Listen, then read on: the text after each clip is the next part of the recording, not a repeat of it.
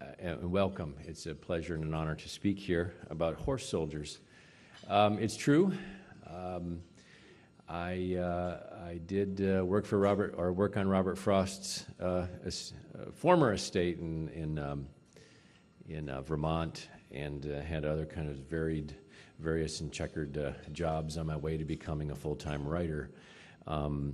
In 2003, I published the last edition of my first book, In Harm's Way, and that led directly into Horse Soldiers. And I'm going to talk about that this afternoon, about how I arrived at this story and what I think the story of these Special Forces soldiers in Afghanistan means. In Harm's Way is a book about 900 young men in World War II who in July 1945 were dumped into the Pacific Ocean and through negligence left to drown there.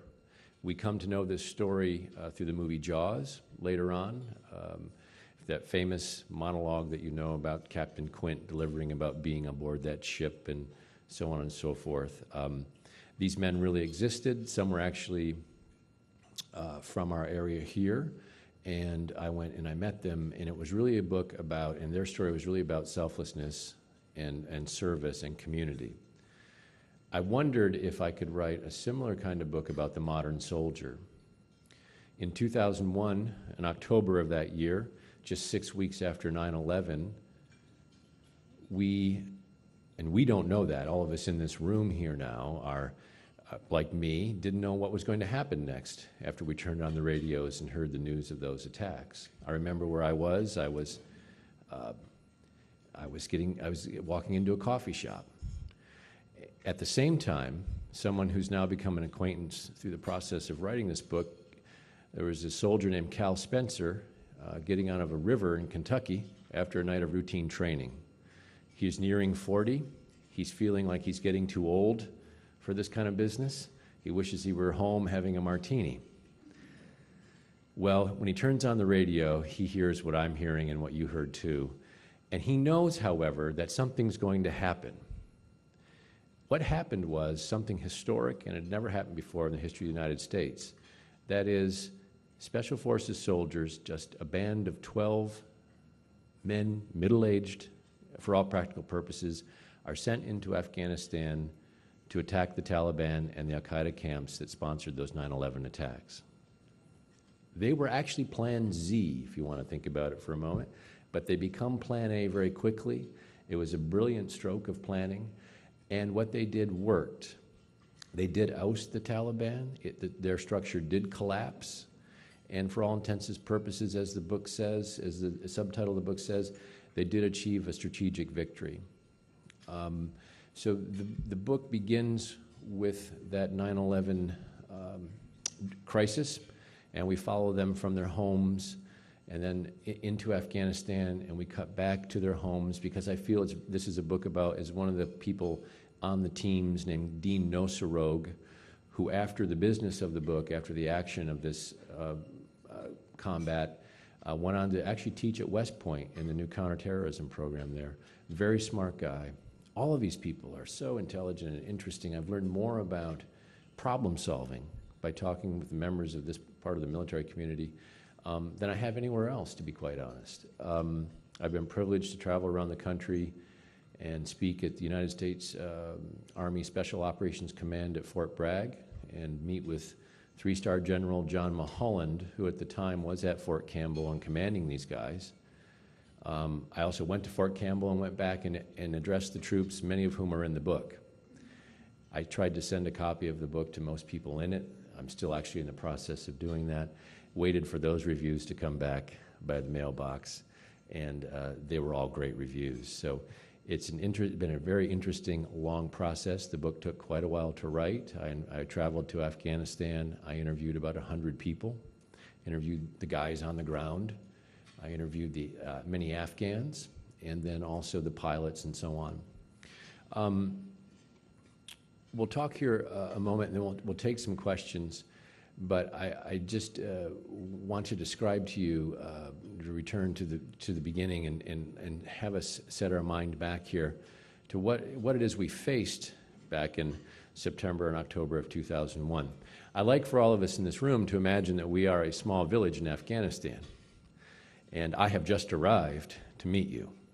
And my job is to hopefully convince you to do something that is in both of our self-interests.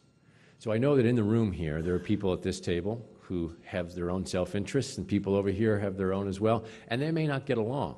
And somewhere in the back of the room, there may be someone who is the nominal leader of the village. Perhaps there's this gentleman over here who wants his position of power. So when I move into this room or this society, I already, in my base camp, in my little crummy tent back in Uzbekistan, hunkered over on my cot, have been poring over intelligence reports. I've been going over language skills. I've been reading about you. So when I enter into the room or the village, I know quite a bit already. And my job is never really even to have to pull the trigger if I don't have to. Simply to begin to move about and create political change and social change by trying to get you guys and you guys over here to get along and point in one direction. The person in the back of the room who thinks he's in charge, maybe I'm going to convince the room that maybe now you over here should be in charge. Now, my job is not to change your world and make it mirror my own. It's simply to marry our mutual interests. And in October of 2001, those interests were this. Afghanistan was the site of the camps that had incubated the 9/11 attacks. You in this room, in this village, you are not happy with the Taliban at all. You've been living under them now since 1997, 98. The rooms in this window have been painted black. That is so that the people walking outside cannot see any of the women sitting in here eating. Those of you in this room who are sitting next to a man you are not related to, you have just broken the law. All of the males in the room are clean-shaven, well, most of us anyway, and you too have broken the law. For this, you may be stoned, whipped, carried to the soccer stadium, and even more serious punishment could be meted out. This has been your life. Now, this life that you have not necessarily chosen, however, has been thrust upon you for a very simple reason. After the Soviets pulled out in 1989 from Afghanistan, that country, these various groups of us in this room all began fighting each other. We are of one ethnic background in this room. Let's say we're all Tajiks. We are of the same group that was a part of the Ahmad Shah Massoud group. We may know him. He was somewhat of a famous Afghan leader. He was assassinated September 9th, 2001, just 2 days before September 11th, in an effort by al-Qaeda to cut the head off the leadership of the remaining resistance to the Taliban movement, which at that time controlled now about 90% of Afghanistan. Massoud is hanging on by his fingernails in the Panjshir Valley. And in fact, according to the people in the book, and I've just been on phone contact with many of them as I've been traveling, it seemed that probably the resistance, or what we now know as the Northern Alliance, would have collapsed within a matter of months had not the American forces arrived.